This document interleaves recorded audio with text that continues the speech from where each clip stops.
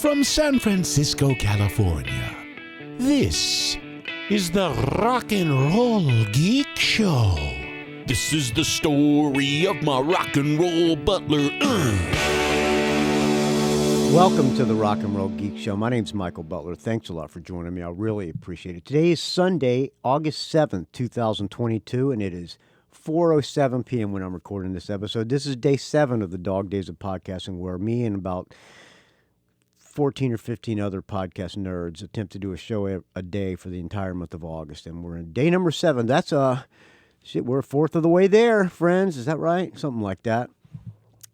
I am in San Francisco. The wife is back up at the mountain house. We stayed in Santa Rosa last night, as I said I don't know if you've been listening to every Dog Days, but I did a show yesterday afternoon from my truck while that party was happening in Santa Rosa. And we all spent the night in Santa Rosa.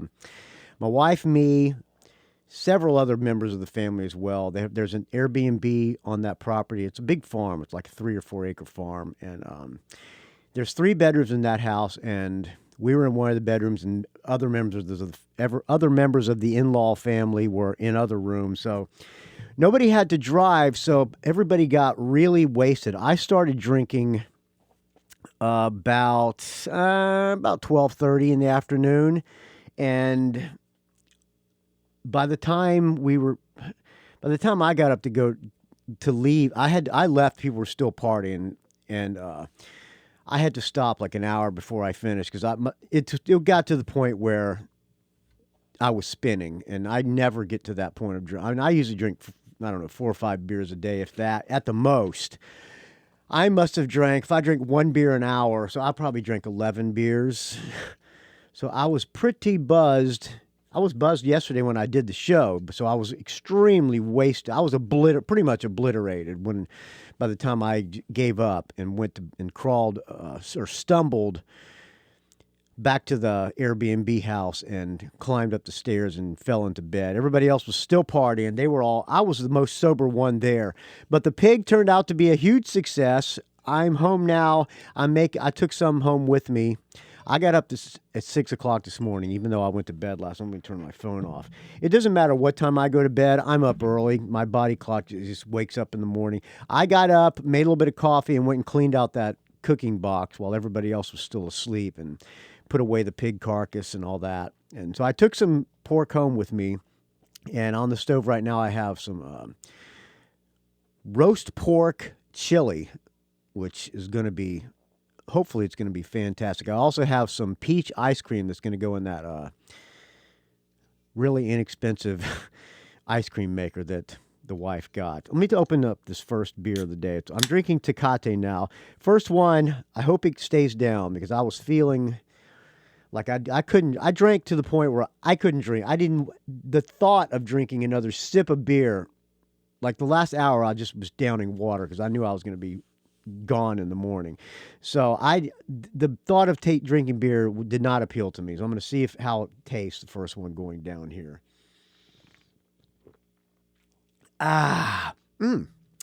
Pretty good, if I do say so myself. All right, friends, I've been asking for audio comments, and you have been coming through, and I really appreciate it, friend. Here is one from, I believe this is my friend Casey. Michael Butler. Yes, Casey Crenshaw. Hello, Casey. Long time, first time. Yeah. How you doing, my friend? I'm super great. Couldn't be better. Good, Thanks for asking. Glad to hear it. Yeah, let me finish. So listen, I was listening to your Dog Days of Summer podcast. Dog Days of I podcast. dropped off for a while, getting back on the rock and roll geek train. Oh, good. Thanks. And I heard you just pathetically begging people to leave you an audio comment. Begging. And you said, hey, just, leave me a comment. Tell me what an asshole I am. And I thought, I could do that. Yes. I could do that. Thank you, friend. So here I am. How's it going, you asshole? Pretty good. Not too bad. So anyways, super great. Hold on. Super great couldn't be better. Let me rewind it for a little bit. 10 seconds here. Okay, here we go. I could do that. So here I am. How's it going, you asshole? Super great, couldn't be better. So anyways, first off, I got to know what's going on with this ice cream maker you got here. $1,000 ice cream maker. Oh, it's great to be rich. Let me Sounds tell like you. Let me tell you. I ain't rich. I got a wife with expensive tastes, and I had to pull that money out of my ass, and I don't know how I'm getting. I don't know where I'm gonna get the rest of this money. I'm gonna have to start working the streets. a man who's just given up, Yeah, hanging it up. I have given Now, I it up. recall, It's over. geez, It's over, 20 Johnny. years ago, someone just poking fun at my little itty bitty beer belly that I Oh had. hell. Look at you now, Yep. just drinking A Tecates every mess. I'm day, a mess. and now just A diving mess. A loser. It's over. into ice cream every night, Yeah, ice huh? cream. Oh, I got some peach ice cream getting ready to go in. I've given up, friend. Jeez. Those Aerosmith shirts they're gonna look like bubble font around the Yeah, waist. You that's know what I right. mean? Yep, they're getting Just smaller. They're stretching out, shrinking on me. stretching out. Yeah, man, Sure, rough stuff. they don't make So, shirts anyways, the way they used to. They don't stay their size anymore. I don't They shrink. have any show reviews or anything for you. Let's see, what was the last show I went to? Uh-huh. You know, I'll tell you, I've been going to a lot of shows in Santa Rosa, and last show I went to was. There's been a lot of underground. There's a really cool underground metal scene happening in Santa Rosa. Is there really? I like it. It reminds me of the days of my youth out at the Phoenix Theater in Petaluma. And anyways, there's this little booking company called Bitter End Booking, and they're putting on a lot of really awesome shows of a bunch of bands, pretty much I've never heard of, but they're all young, and they're all, I don't know, 16 through 25. Uh-huh. So they've got energy, they've got spirit. What Kids we don't with have mohawks and dyed hair and torn fishnets and leather jackets and Hesher patches. Posers. And it's awesome, man. It's really good to see because when I moved back up to Santa Rosa, there wasn't much happening. I will say that I'm kind of like the elder statesman there. There's not, I don't ever see anyone I know at these shows. It's all kind of young people, but they got mosh pits going. Who's the old man over there? And it's fucking hardcore heavy metal punk rock, and it's badass. That's good. And anyways, I saw this band called Deathgrave. Deathgrave. I think they're from Oakland or San Francisco. Deathgrave. The guitar player is some sort of renowned recording engineer. I think his place is called Earhammer Studios or something like that. And he does a lot of crusty, hardcore black metal, that kind of junk. Anyways, Deathgrave was kind of awesome. You said it, not me, friend. I wasn't sure what was going on. I didn't know who was in the Deathgrave. band, and the singer, he's kind of I don't know. This band is actually a little bit of an older band. I would say they're dudes probably in their 40s, probably my age or whatever. They have and a the band singer, camp. he kind of just was this kind of frumpy looking guy, but man, they hit the stage, and he broke into character, and he just Let's hear a little bit of Deathgrave, if this is the real band, the same band. Oh, San Jose, California. Okay, let's see. A little bit of Oh, yeah.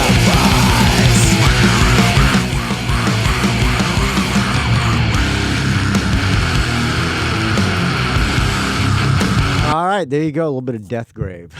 All right, I like that. Yeah. Mm-hmm.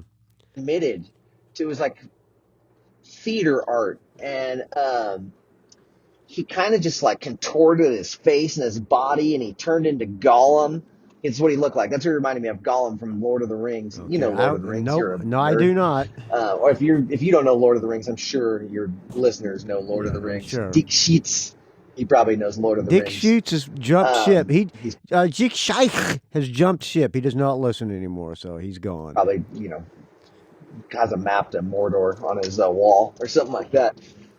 Anyways, Deathgrave. The singer was awesome. The songs were cool. No guitar solos or anything, so I just called it a little bit more like crusted metal.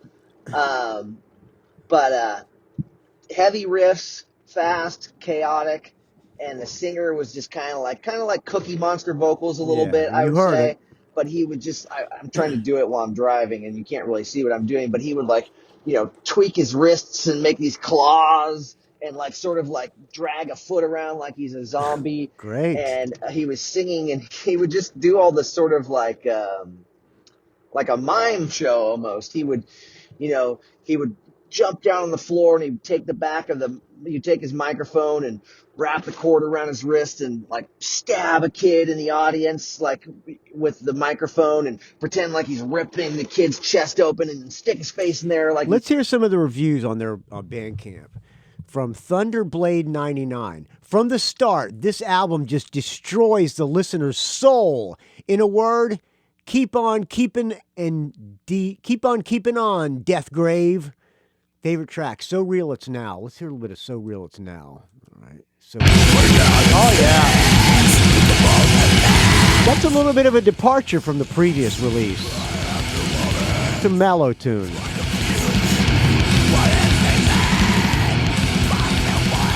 All right. From Son Old Dad. Always interested in what Greg Wilkinson is working on. This is hardcore with death metal riffs, or death metal with hardcore beats, or just a really good death metal hardcore hybrid. This is not deathcore. All right. Back to you, Casey. Eating his guts and stuff. And he would like hang himself with the mic cord.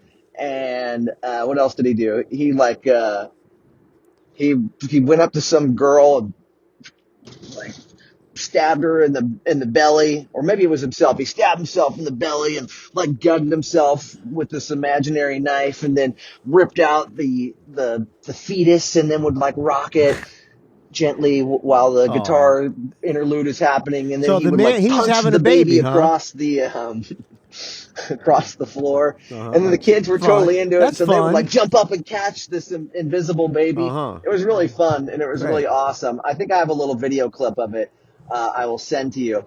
They were great. So Deathgrave, if you're into that kind of metal, is definitely worth checking out live if you ever get the chance to see him. Yeah. And Greg Wilkinson works at Earhammer Studios in Oakland, California. He's the guitar player.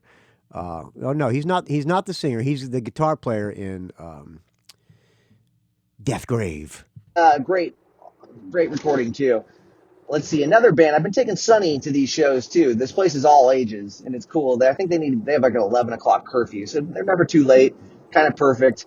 They let Sonny in for free. You know, he's in the corner banging his head. So another band we saw there, this is at the Three Disciples in Santa Rosa, was a band called, what the hell are they called? Cartilage. And that was like another band, like San Francisco band, and just same style, Cookie Monster death metal. They had no bass player. It was just a dude, like this drummer, chaotic drummer. He was awesome. They had a girl guitar player and a guy guitar player on either side, and they all came out and hit the stage. All right, they were all covered in... Let's hear a little bit of Cartilage. Cellar full of stiffs. Cellar full of stiffs.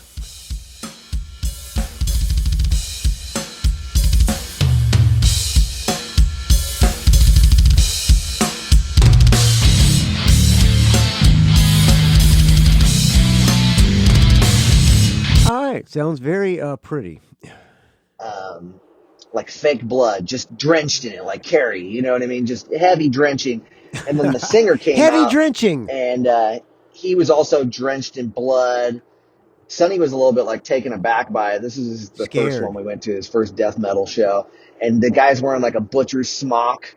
And he's got all these... They call themselves Gore-Soaked Death Grind from San Francisco, California. I'd probably like that, actually. That'd probably be kind of fun to watch. Let's see. I'm going to look at their Instagram. Okay, I don't see anybody covered in blood in any of these pictures. All right, that's okay. Back to you, Casey. Meat hooks hanging off his belt and everything. And, you know, they're coming in and they're just like...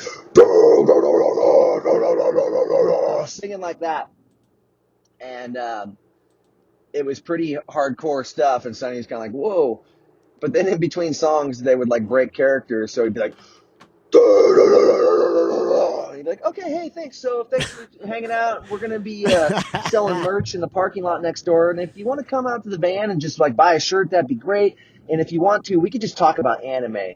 He's like, I'm serious. I love anime. And if you just want to talk about anime with me, we could sit out there and talk anime for however long you want. That actually sounds like a fun time. That's great, too.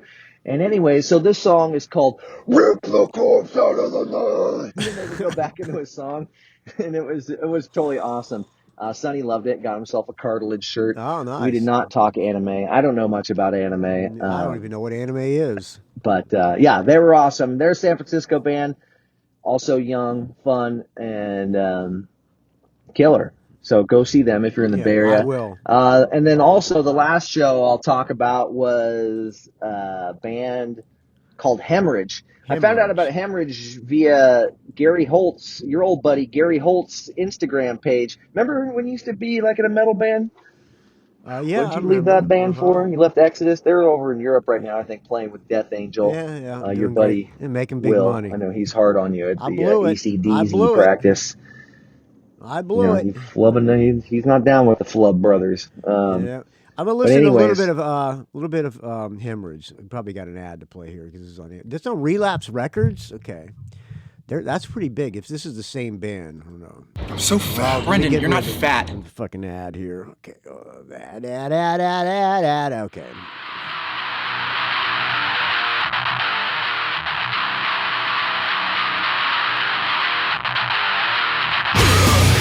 Oh yeah. All right, there you go. A little bit of Hemorrhage for you. Yeah, why did you leave that band? Mind Zone, was it? No. I don't remember. No, what happened? All right, might as well get to that. So what happened with Exodus? Why am I not in Exodus anymore? Well, Exodus got dropped. I might have told this story already. Exodus got dropped from Capitol Records, and Gary was starting another band, because there were legal issues about putting something else out under the name Exodus. At least that's what Gary thought. So we were forming a new band with Tom Hunting, me on bass, Gary on guitar, and this guy John Joseph was going to be coming in from New York. John Joseph from the Cro-Mags, I think, and another guitar player. Well,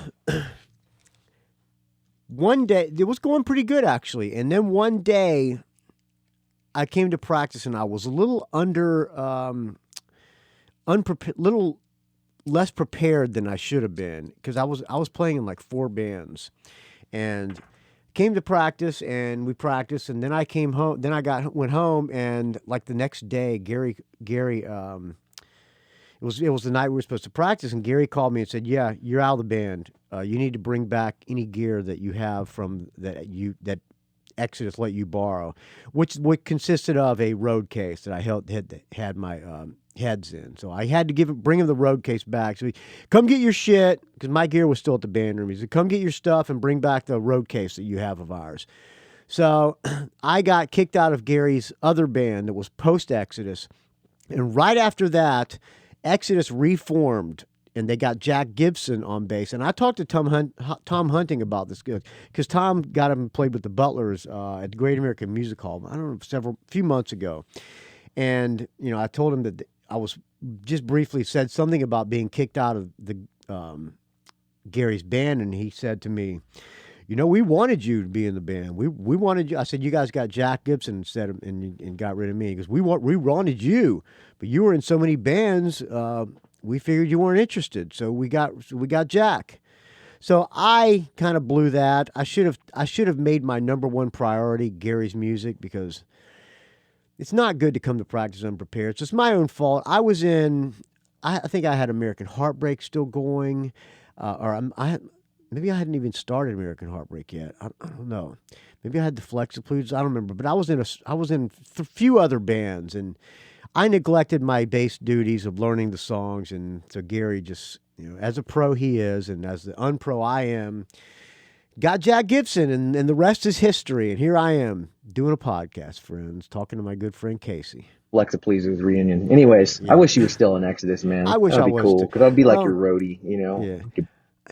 I would say I love playing that kind of music. I don't really like listening to it, but it is sure is a lot of fun to play. And the best times of my life were in Exodus. So, yeah. But what it is, like, it doesn't even matter now, because to me, I have different views of success. It will be fun touring the world with the boys in Exodus and stuff. But hey, things happen for a reason. And I'm not complaining about my life at all, friends. I got a $1,000 ice cream maker, and I got all these friends who donate to the Rock and Roll Geek Show, and I got a podcast, and I got a place up in the mountains, and I got a place in San Francisco that I'm in. it could be a lot worse, friend. So every day I wake up, I thank God for everything that I have. So, hey, good luck to Exodus. Good luck to me. And I love everybody. And I'm in a band with Zetro. So, you know. Yeah. Out the RDLs right about now. Way to bum me out, Casey. But anyways, Gary Holt talked about this band called Hemorrhage. Hemorrhage is super cool. They're super cool just in their spirit. They got fucked over by some promoters a few times, and so they said fuck it. They bought like this sort of bus thing, converted, and they put all this work into it, and they just pull up to like parking lots and they play. So what happens? They pull up and they flip up like I think we talked about doing that in American Heartbreak. Big window, and they open the back door, and they've got like a whole setup. They got a drum kit in there, and I think I saw Gary's Instagram post or something talking about that. 3-piece, 2 guitars and a drum kit, and also a death metal band, and they just come play for like 15-20 minutes. Until and the then they bail. Come. That's good. Gorilla. Sometimes they do, like I've seen images of them playing, They just pulled up in the loading zone in front of the music. They should have a band that does that and call themselves Gorilla, like GEUR, like guerrilla marketing. And played get in and get out between bands. And they had like a full mosh pit going on there on O'Farrell Street. And that was awesome. That was not the case in Santa Rosa. They pulled up in front of this venue, and they showed up. They were coming back from Oregon. They had just played Eureka like 5 hours before. So they drove from Eureka, showed up at Santa Rosa at 10 o'clock at night. They were on the road. Me and Sonny brought them In-N-Out burgers. I sent them a message on my Instagram and asked if they guess that they post on social media that they're going to be here at this certain time. And some In-N-Out, which they were grateful to have.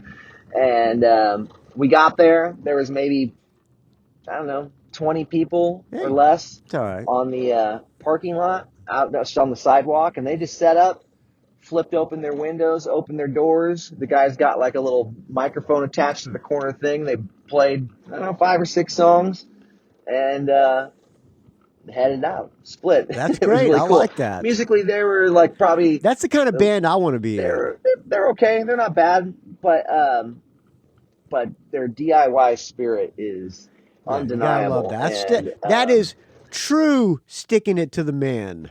If you should follow them, everyone should follow them on Instagram. And if you ever see them playing a parking lot in front of you, go check them out. Hemorrhage.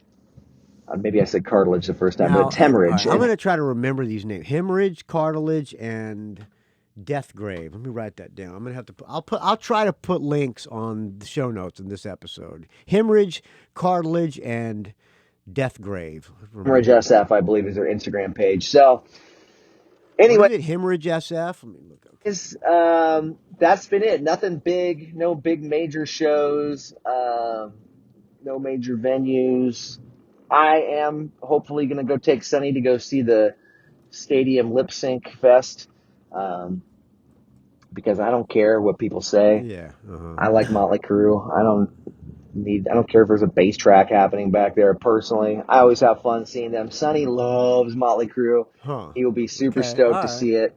And you know what? I don't even mind Poison. People hate Poison. Poison has a bunch of great songs. You listen to that first Poison record, and you sub out the guitar solos for just like melodic hooks, and you've got like a fantastic pop punk album. So you try listening to it with different ears. And obviously, Def Leppard's great. I have no problem with that first Poison album. It's a fun record. I don't care about this new. I don't need to hear a bunch of new songs. Although Rick Browdy, the guy who produced that record, said that when Ricky Rocket would lead, they were recording, and they would go home, and he would go in. He went in and redid the drums, and Ricky Rocket didn't even play on that album. According to Rick Browdy, because we were friends with Rick Browdy in American Heartbreak, and we hung out at his house, and he told those stories. But it'll be fun. I haven't got a ticket yet. We'll see what happens, but I know Sonny would like it. He wants to go to rock shows. He still talks about the time you and I took him to Kiss. That was right before the pandemic. Oh yeah. And he loved it. He wants to go to rock shows all the time. He did cut his hair. I think he was just tired of getting it brushed with the snarls and stuff. So he's kind of got more of a Billy Joe Armstrong do going right now, but he's still cute. He's still awesome. And yeah, my friend, hopefully we'll be seeing each other soon. I know we've got some top secret projects in the works that maybe we'll be sharing with the listeners once things come together soon. But anyways, stay frosty, my friend, dear asshole friend. Yes. And we'll talk soon. And it was nice hanging out with Casey. Crenshaw. When I was at my brother-in-law's on Friday, Casey came and we had some pizza and stuff and hung out and talked, and it was very nice catching up with Casey. I miss playing in Featherwitch with the boys and girls. All right, friends. There you go. I think I'm going to do a longer episode tomorrow night. I'm thinking about doing a track by track of the new Michael Schenker album, which is I think it's called Universal, because I know that some people want to have regular episodes. So like I said, I promised I was going to try to do a regular episode every week. So tomorrow we'll do a longer episode, I think. Hopefully. So thank you, Casey, for the audio comments. Please keep the audio comments coming as well. I got one from Chuck Spear today, a show review from Skid Row Warrant. I got Mad Marv sent me one. Craig Stepp, the guy. Mad Marv is one of my favorite podcasts that are on the Dog Days of Podcasting. I'll talk about him when I play his comment. Craig Stepp, the guy who put the Dog Days of Podcasting together, sent me an audio comment, and got some others as well. So please keep them coming, friends. rockandrollgeek@gmail.com. You can find this show at rockandrollgeek.com. You can find me on the Facebook R&R Geek. There's a Rock and Roll Geek Facebook app, as you know, or not app, Facebook group. You know how to find that. Just look for it on Facebook. You got to answer 2 questions, et cetera, et cetera. Find me on the Twitter, R&R Geek. Find me on the Instagram, Rock and Roll Geek, don't ask. All right, I'm back to the covers again. Kirk Crawford did not send me this because it would have just been wrong. But Andy McCoy's new album is out. It's called Jukebox. Is it Jukebox Junkie? I believe. Let me pull it up in my playlist here. And it's an all covers record. And he's doing songs by he's doing Solo in Soho, which is a Phil Lynott solo tune. Jukebox Junkie, yeah. He's doing Squeeze cover, which I think I played on a recent episode. I don't know all these bands. Toots and the Mayalls, which is like a reggae. And he's also, the song I'm going to play, he's covering the Divinals, which you know how I feel about Chrissy Amphlett and the Divinals. Well, he does a very respectable job on this tune. He's got some girl singing, and she's a great singer. And Andy McCoy has got so much fucking attitude that it just... The guy is the real deal, and this song, I think he comes in at the end. So listen to it to the end, because when he comes in and starts talking, that puts a cap on the whole song, and I really like it a lot. This is Back to the Wall, Divinal song. What is Back to the Wall? What album is that on? Is that on? I think that's on Temperamental. I could be wrong, but I think. Wait a minute. I think it's Temperamental. Maybe it's on the one with I Touch Myself. I don't. No, I better look now. Let me hold on. Before I finish, I need to look. Let me see here. Back to the Wall. Because I would be very not very rock and roll geek to not remember which song Back to the Wall is. I think it's Temperamental. To the Wall. Yeah, it's on Temperamental. In your face, motherfuckers. All right. Andy McCoy, Back to the Wall. I'll talk to you tomorrow, friends. Have a great rest of your Sunday. I'm going to have some roast pork chili.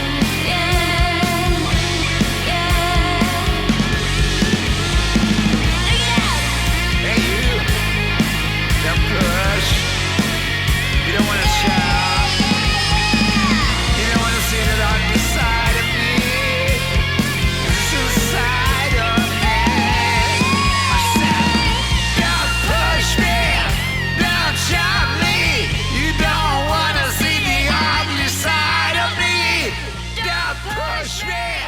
Don't shove me! You don't